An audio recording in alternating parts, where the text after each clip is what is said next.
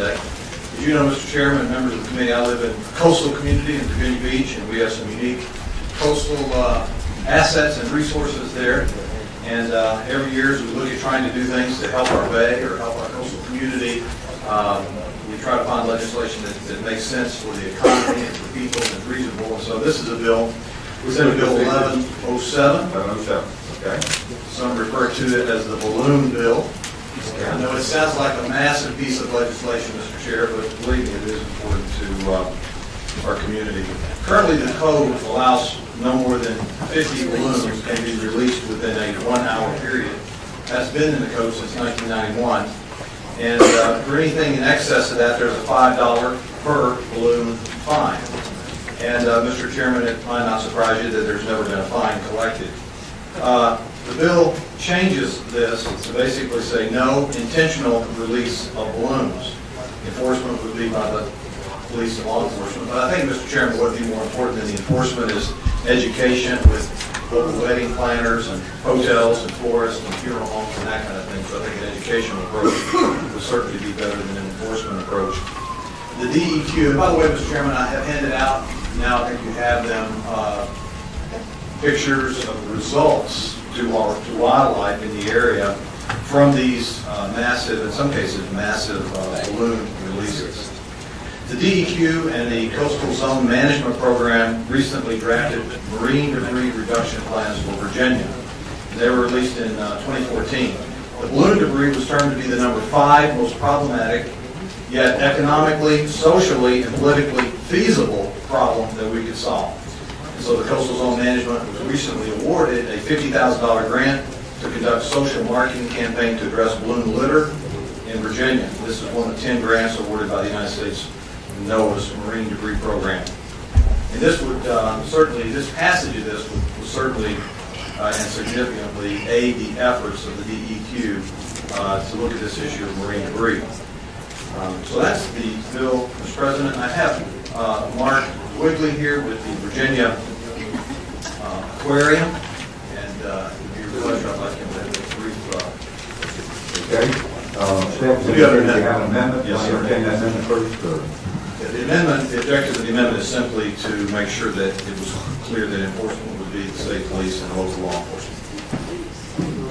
Yes. On line, page 1, line 19, after the citation of section 10.1, 142201, insert police officers of the Department of State Police and all other law enforcement officers shall enforce the provisions of this section. Okay. Yes, sir. On the amendment? No. Okay. Okay. All those in favor of the amendment signify by saying aye. Any opposed? That amendment passes. Senator Keaton. Mr. Chairman, two questions. Let me first ask if the Senator will clarify what the amendment does for me, please.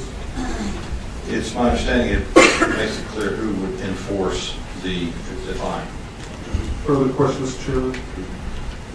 Senator, one day I'm sure that you'll receive your party's nomination for governor. It'll be held in the North of Stoke, and they'll release balloons beside the Stoke. Do you really intend for this to be an all balloon releases? I think it's all encompassing. You know, I'm a man of the people like you are, and we will make sure that. Yes, sir. Yeah, yes is the answer. Thank you. Mr. Chair. Yes.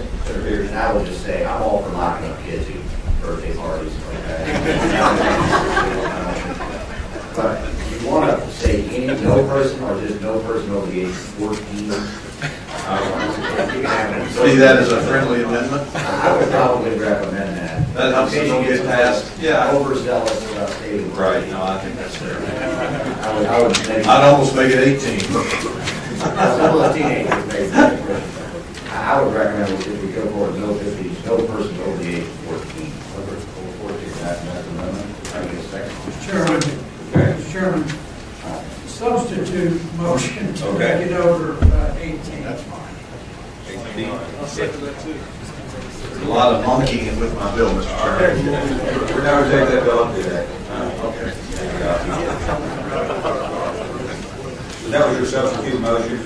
Yes, sir. That's a substitute, and I believe that's what the patron said would be. Look, I think this is an educational opportunity to make it clear to people you shouldn't be doing this kind of stuff. So,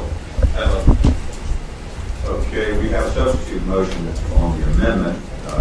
Staff, did I get that? Okay. All those in favor say aye. Aye. Any opposed? No. Okay, there's no on the amendment. Okay. All right. All right, well, here, brief bit of their testimony. Thank you, Mr. Chairman and committee members. My name is Mark Swingle. I'm the Director of Research and Conservation at the Virginia Aquarium and Marine Science Center.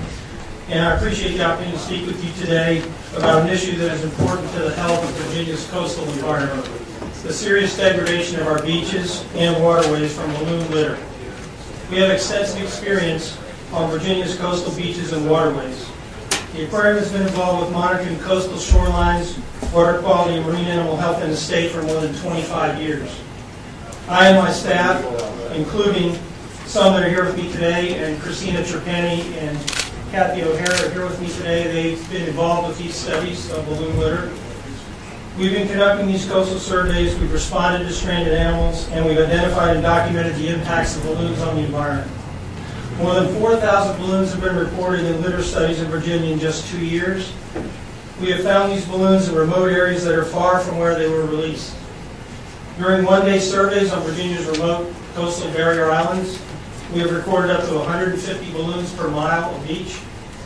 An average survey documents more than 200 balloons, and balloons are among the top 3 forms of all litter found on these beaches. Balloons injure and kill wildlife. More than 30 animal species are known to be impacted by balloons. Our nationally recognized Marine Animal Stranding Response Team has documented balloons ingested by endangered sea turtles and marine mammals. Because we can only examine the animals we find on the beach, we know there are many more cases of these animals that have been affected, but we just don't see them and therefore they can't be reported. The Commonwealth of Virginia and localities are expending resources to attempt to clean up this problem. As Senator McWaters mentioned, recently the Marine Debris Reduction Plan for Virginia was created, and this program deals with the state's balloon debris and ranks it as one of the top 4 issues to be dealt with. In Virginia, it is currently legal, as you heard, to release up to 49 balloons of any type within a 1-hour period. In essence, it's legal to litter, because once you release a balloon, it's going to come down somewhere. We have documented that these balloons end up in the environment and affect coastal wildlife.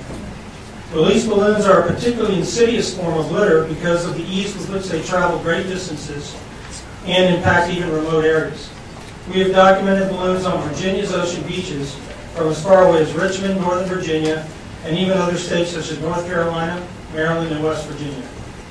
People who continue to purchase and helium-filled balloons with the intent to release them are in fact purposely, but perhaps unknowingly, littering.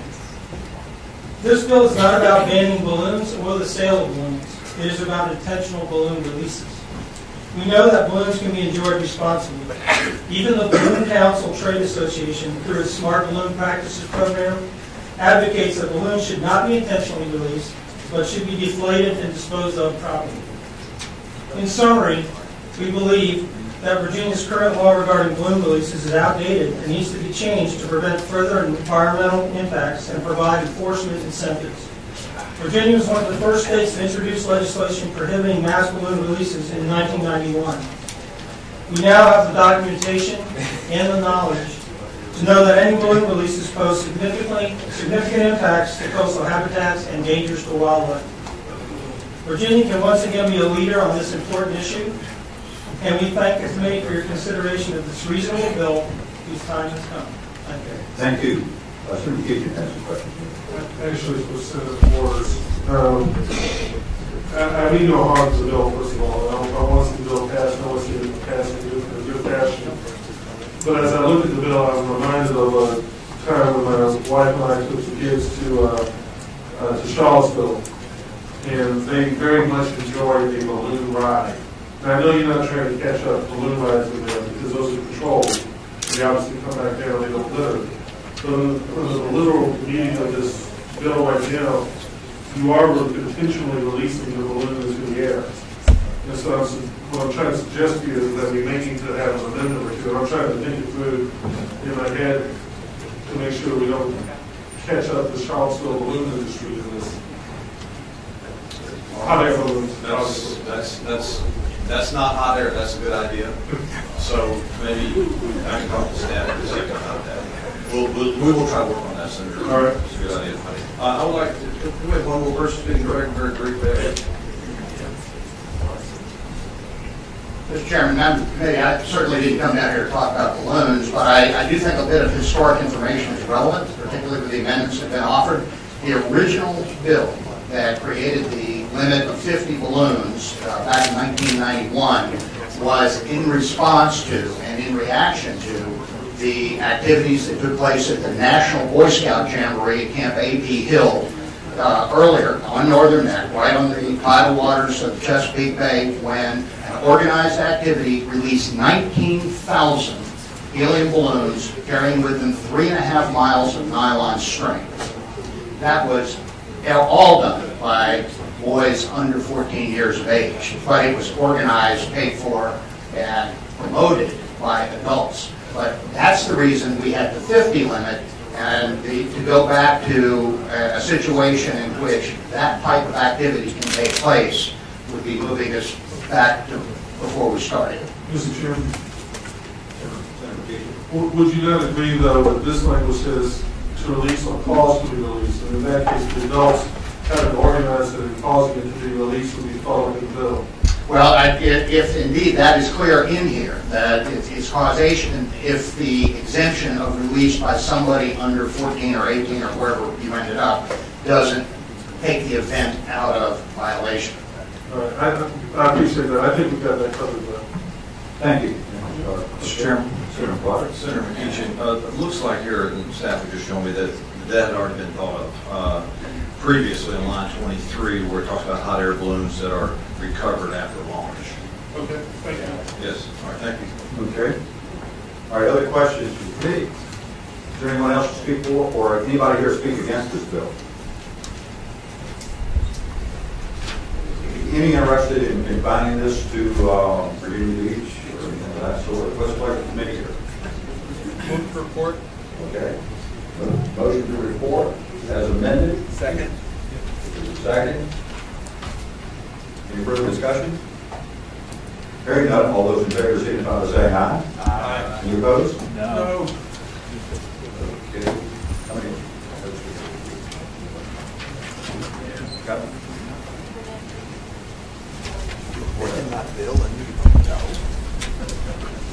Okay, Senator McWaters, the bill is reported. Thank you, Mr. Chairman.